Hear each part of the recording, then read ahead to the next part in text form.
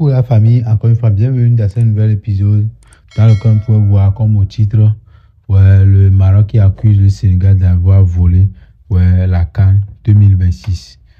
Parce qu'il y a beaucoup de choses qui se sont passées hier lors de la finale entre le Sénégal et le Maroc. Dans lequel nous avons vu comme quoi il y avait eu une pénalty que Ibrahim avait joué et nous pouvons voir comme qu'il a raté la pénalty. Il y a un bon nombre de gens qui disent comme quoi il sait avant de le faire. Et nous pouvons voir dans la journée d'aujourd'hui comme quoi sa maison a été brûlée. La maison d'Ibrahim a été brûlée. La famille s'est gâtée. Il y a tout ce qui se passe actuellement dans toute l'affaire de quand la famille s'est gâtée, je vous dis. Et j'espère que vous avez remarqué qu'il y a un journaliste qui a été retrouvé mort après un match plutôt. Ouais, la famille s'est gâtée, je vous dis. Je vais vous laisser regarder quelques réactions à la vérité et tout. Bon visionnage. Ah, les amis, c'est difficile parce que les Africains sont beaucoup dans l'émotion et non dans la factualité, non dans la vérité. Les Africains, c'est un peuple qui, même quand ils voient souvent la vérité et que la vérité ne va pas dans le sens, ils sont prêts à tout pour que le mensonge devienne vérité. Nous avons assisté à une finale Maroc-Sénégal. D'abord, deux pays qui se connaissent très bien. Un enfant sénégalais, depuis qu'il est tout petit, on a mis dans sa tête, aucun Marocain ne peut te battre. Physiquement, aucun. Donc, un enfant sénégalais peut être au milieu des 5 Marocains qui le provoquent. Vous allez voir qu'il va manger tranquillement sa banane, son orange tranquillement, parce qu'il sait que lorsqu'il va bouger, les 5 Marocains vont fuir. Ça, c'est dans la nature. Et ça, on l'a constaté au stade. Lorsque les Marocains voulaient prendre la serviette, il fallait au moins 6 Marocains pour aller lutter contre un seul Sénégalais qui était le gardien remplaçant. Et il ne se laissait pas. Il ne pouvait pas se laisser faire. On a vu les supporters sénégalais qui représentaient même pas, je pourrais le dire, 2% du stade, capables de descendre sur les gens de la sécurité pour aller les taper avec les chaises. Vous n'avez pas vu les supporters sénégalais, plutôt marocains, descendre sur eux. Pourtant, si ça avait eu lieu au Cameroun, en Côte d'Ivoire, au Bénin, au Mali, au Burkina, on aurait tabassé tous les supporters sénégalais jusqu'à les attacher comme des colis pour aller les jeter. Parce que dans la nature du Sénégalais, le Marocain ne peut jamais le battre. C'est des lions. C'est comme ça. 2 lions se sont rencontrés, mais l'autre lion était en carton. Revenons maintenant sur le match.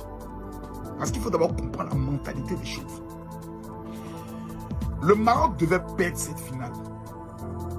Parce que depuis le début de la Coupe d'Afrique, même les journalistes qui ont décrié les fraudes avec la VAR qui ne fonctionnait pas correctement ont été retrouvés morts.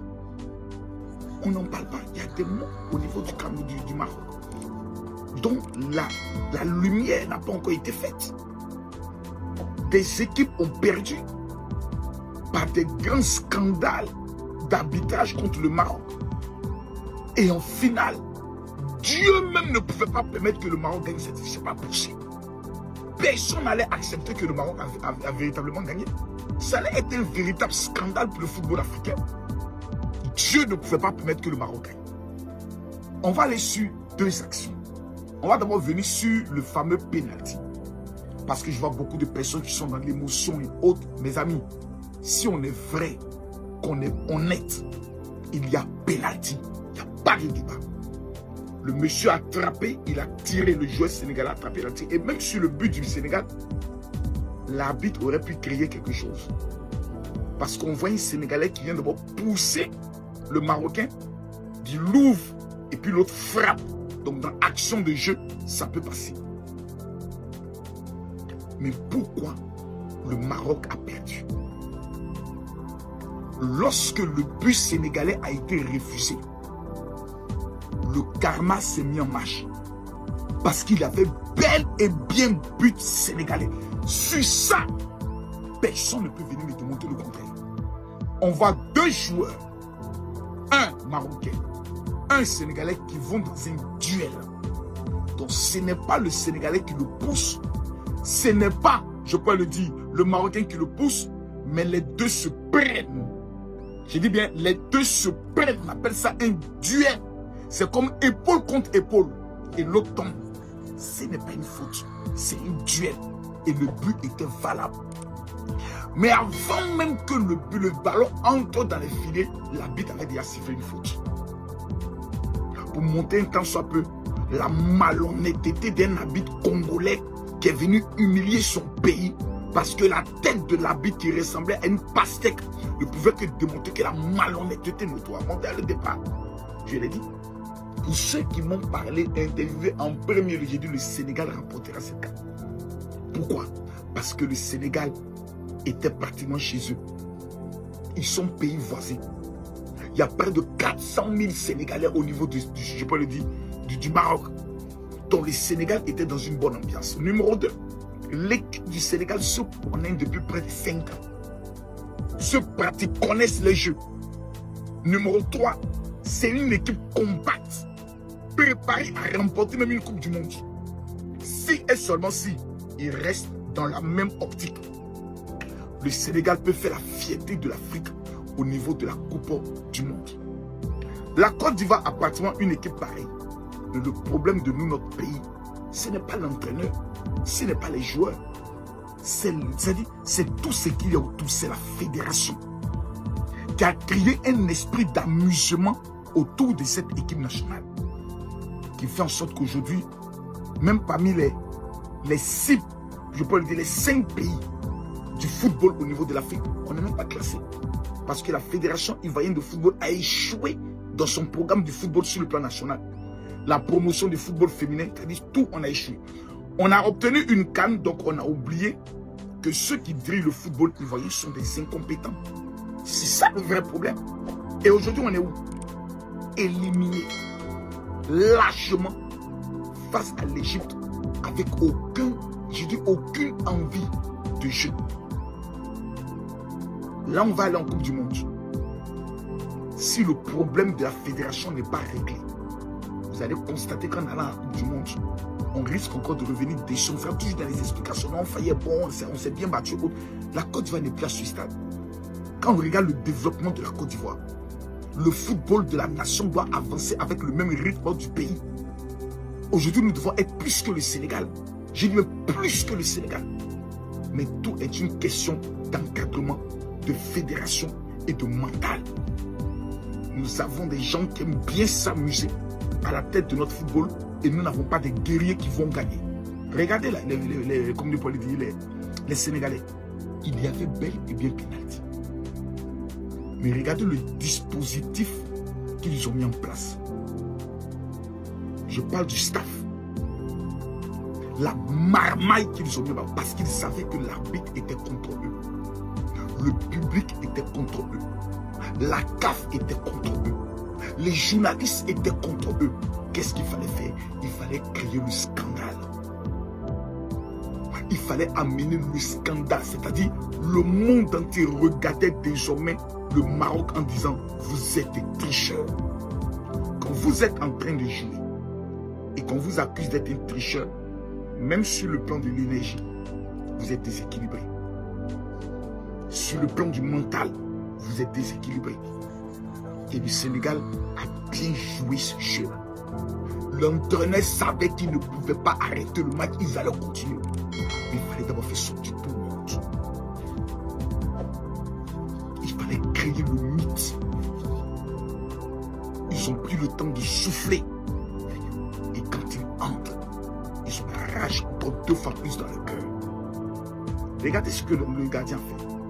Avant même que le tireur allait bousculer le tireur, il allait l'intimider comme un beau Sénégalais face à un Marocain. Tu ne peux rien créer.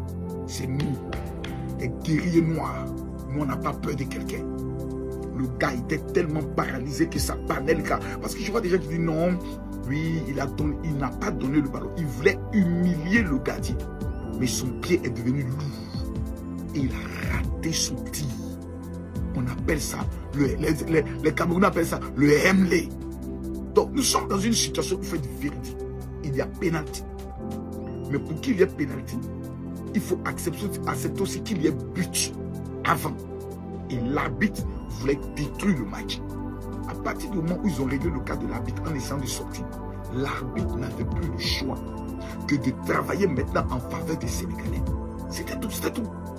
Il savait désormais qu'il ne pouvait plus commettre une erreur ou bien donner une décision favorable au Maroc parce qu'il allait se faire lyncher et humilier sur les réseaux et partout. Donc, sur le plan de la subconscience, les Sénégalais l'ont repris et l'ont remis dans leur camp sans que lui-même s'en rende compte.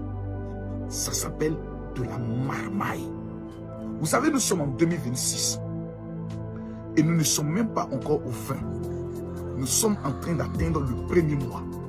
Chaque personne qui verra cette vidéo, il y a deux choses que tu dois retenir dans ta tête. Numéro 1, je dois gagner en Sénégal.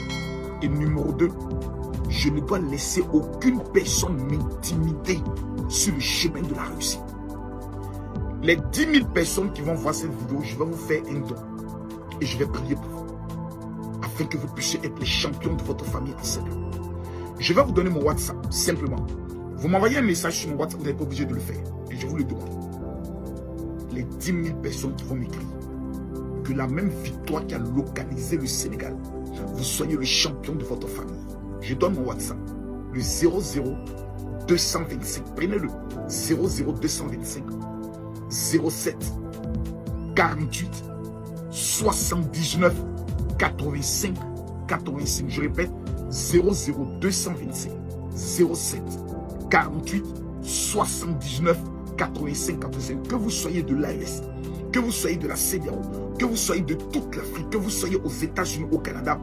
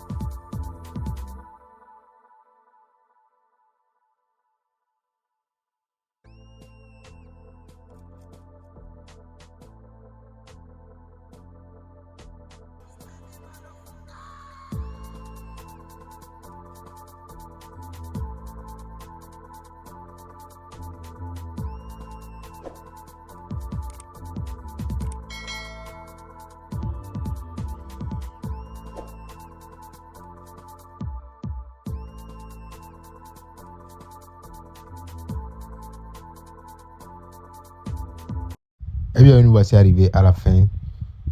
Abonnez-vous, activez la cloche de notification. Bref, Yabé Showbiz se positionne comme une plateforme dédiée à la valorisation de l'industrie culturelle et artistique. À travers nos contenus, nous mettons en avant les talents, les actualités et les initiatives qui façonnent le paysage du showbiz. Merci de votre fidélité. Continuez de nous suivre pour une information fiable, une analyse pertinente et une vitrine ouverte sur la créativité togolaise et africaine. La famille, bonne journée à tous.